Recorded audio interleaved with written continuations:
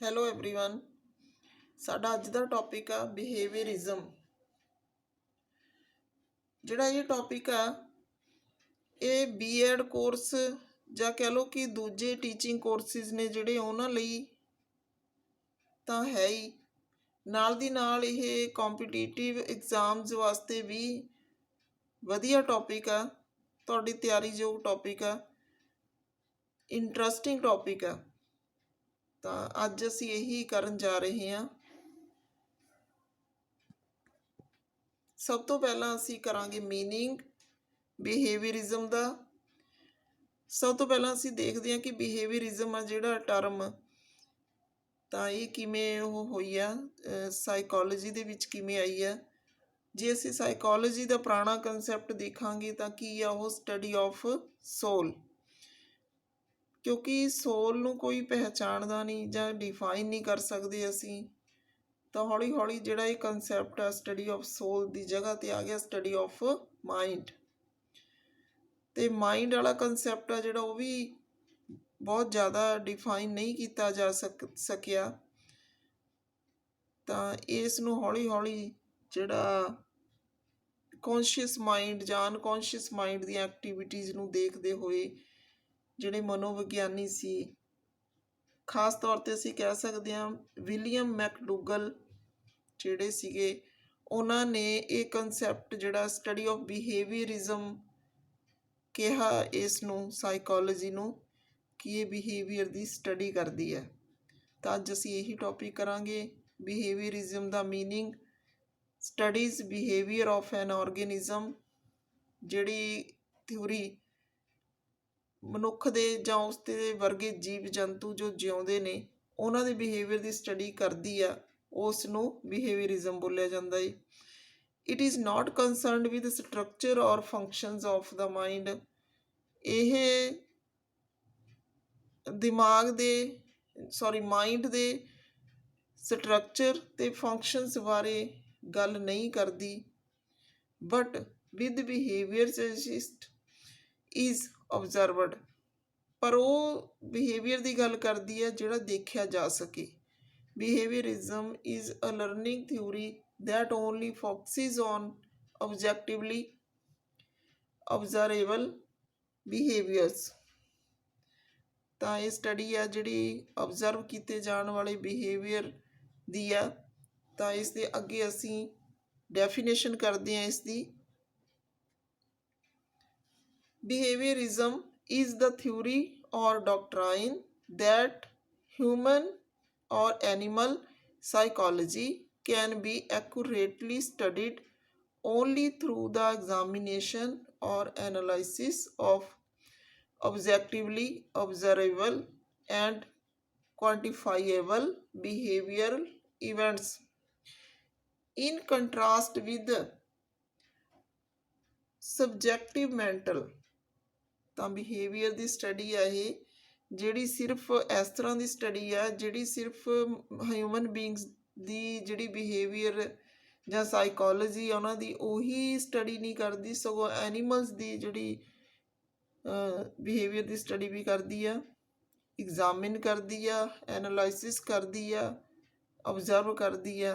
ਤਾਂ ਇਸ ਤਰ੍ਹਾਂ ਨਾਲ ਜਿਹੜੀ ਇਹ ਬਿਹੇਵੀਅਰ ਦੀ ਸਟੱਡੀ ਕਹਾਉਂਦੀ ਆ। ਅੱਗੇ ਅਸੀਂ ਕਰਦੇ ਹਾਂ ਟਾਈਪਸ ਆਫ ਬਿਹੇਵੀਅਰਿਜ਼ਮ। ਦੋ ਤਰ੍ਹਾਂ ਦਾ ਅਸੀਂ ਕਹਿੰਦੇ ਹਾਂ ਬਿਹੇਵੀਅਰਿਜ਼ਮ ਦੇ ਵਿੱਚ, ਇੱਕ overt behaviour, covert behaviour. Overt means open, covert means hidden.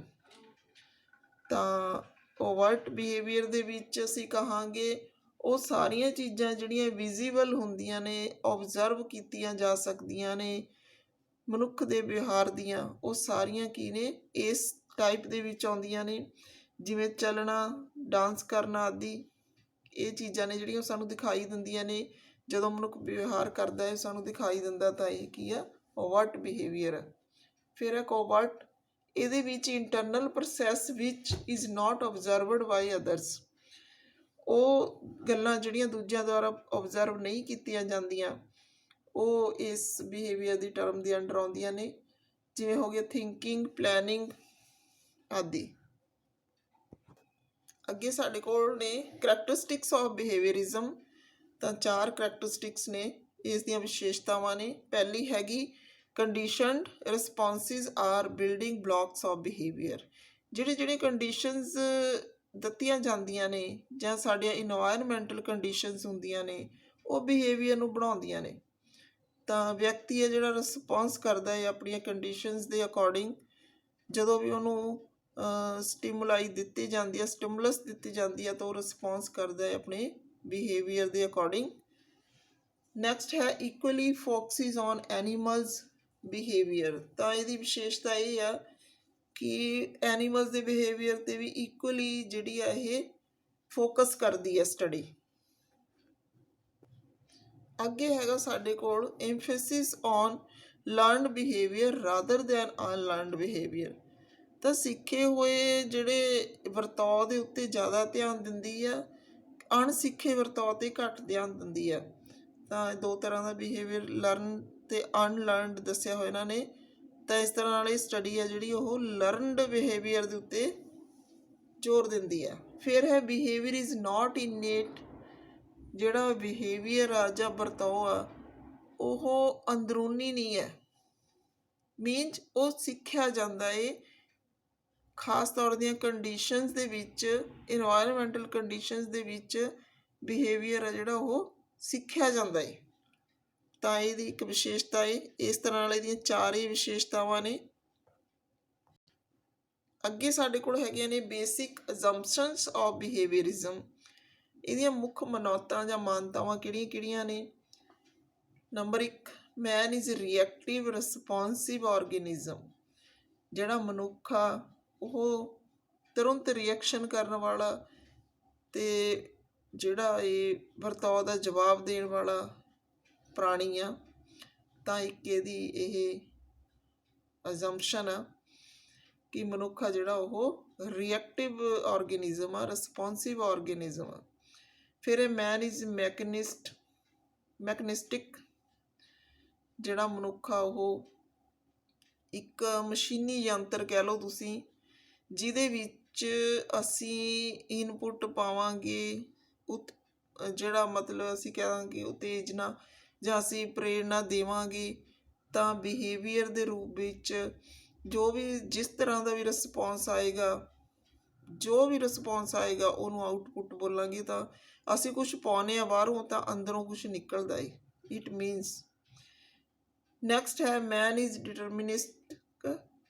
ਜਿਹੜਾ ਮਨੁੱਖ ਆ ਉਹ ਨਿਰਧਾਰਕ ਆ, ਕਿਉਂਕਿ ਉਹ ਜੋ ਵੀ ਆਲੇ ਦੁਆਲੇ ਤੋਂ ਸਿੱਖਦਾ ਏ ਉਹ ਆਪਣੇ ਬਿਹੇਵੀਅਰ ਦੇ ਵਿੱਚ ਚੇਂਜ ਲੈ ਕੇ ਆਉਂਦਾ ਏ ਜਾਂ ਆਪਣੇ ਬਿਹੇਵੀਅਰ ਨੂੰ ਉਸੇ ਤਰ੍ਹਾਂ ਦਾ ਢਾਲ ਲੈਂਦਾ ਏ।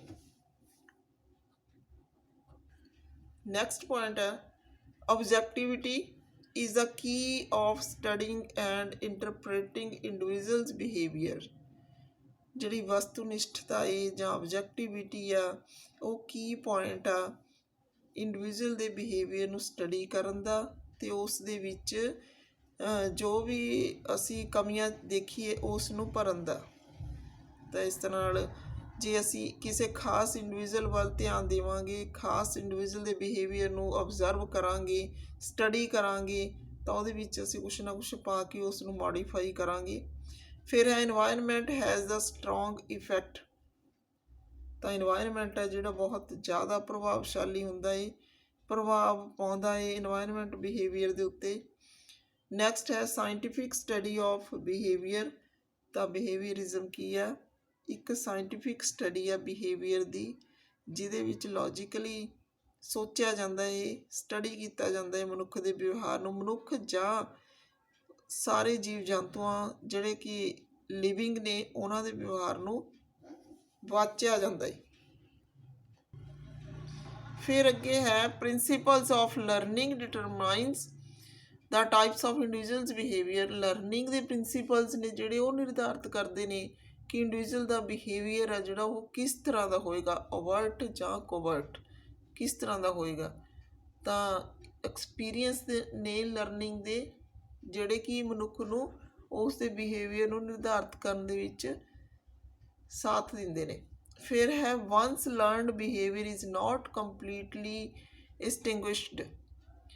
ਜਿਹੜਾ ਇੱਕ ਵਾਰੀ ਸਿੱਖਿਆ ਜਾਂਦਾ ਹੈ ਵਿਹਾਰ ਜਾਂ ਜੋ ਵੀ ਵਿਵਹਾਰ ਇੱਕ ਵਾਰੀ ਸਿੱਖ ਜਾਂਦਾ ਹੈ ਮਨੁੱਖ, ਤਾਂ ਉਸ ਨੂੰ ਕੰਪਲੀਟਲੀ ਹਾਈਡ ਨਹੀਂ ਕੀਤਾ ਜਾ ਸਕਦਾ। ਮੀਨਸ ਜੋ ਇੱਕ ਵਾਰੀ ਸਿੱਖੀ ਗਈ ਚੀਜ਼ ਉਸ ਨੂੰ ਅਸੀਂ ਛੁਪਾ ਨਹੀਂ ਸਕਦੇ। ਫਿਰ ਹੈ ਬਿਹੇਵੀਅਰ ਇਜ਼ ਰੀਇਨਫੋਰਸਡ। ਬਿਹੇਵੀਅਰ ਦੀ ਕਰੈਕਟਰਿਸਟਿਕ ਆ ਕਿ ਇਸ ਨੂੰ ਰੀਇਨਫੋਰਸ ਕੀਤਾ ਜਾ ਸਕਦਾ ਹੈ। ਜੇ ਅਸੀਂ ਬਿਹੇਵੀਅਰ ਦੇ ਵਿੱਚ ਚੇਂਜ ਲੈ ਕੇ ਆਉਣੀ ਆ ਤਾਂ ਅਸੀਂ ਵਿਅਕਤੀ ਨੂੰ ਕੀ ਕਰਾਂਗੇ, ਰੀਇਨਫੋਰਸਮੈਂਟ ਦੇਵਾਂਗੇ। ਪੋਜ਼ਿਟਿਵ ਰੀਇਨਫੋਰਸਮੈਂਟ ਆ ਜਿਹੜੀ ਉਹ ਪੋਜ਼ਿਟਿਵ ਰਿਜ਼ਲਟ ਲੈ ਕੇ ਆਊਗੀ, ਜਿਹੜੀ ਨੈਗੇਟਿਵ ਰੀਇਨਫੋਰਸਮੈਂਟ ਆ ਉਹ ਨੈਗੇਟਿਵ ਰਿਜ਼ਲਟ ਲੈ ਕੇ ਆਊਗੀ।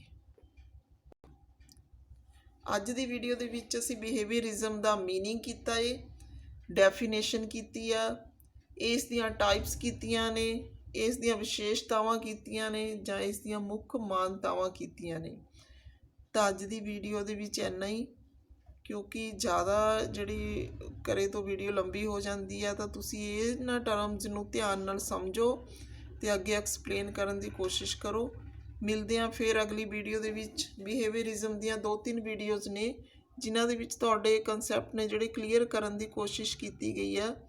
ਤਾਂ ਲਗਾਤਾਰ ਜਿਹੜੀਆਂ ਵੀ ਵੀਡੀਓਜ਼ ਨੇ ਉਹਨਾਂ ਨੂੰ ਦੇਖੋ ਬਿਨਾਂ ਸਕਿਪ ਕੀਤੇ ਹੋਏ, ਤਾਂ ਕਿ ਤੁਹਾਡੇ ਡਾਊਟਸ ਨੇ ਜਾਂ ਤੁਹਾਡੇ ਜੋ ਵੀ ਕਨਸੈਪਟ ਦੀ ਕਲੀਅਰੈਂਸ ਆ ਉਹ ਹੋ ਸਕੇ। Okay, thanks everyone.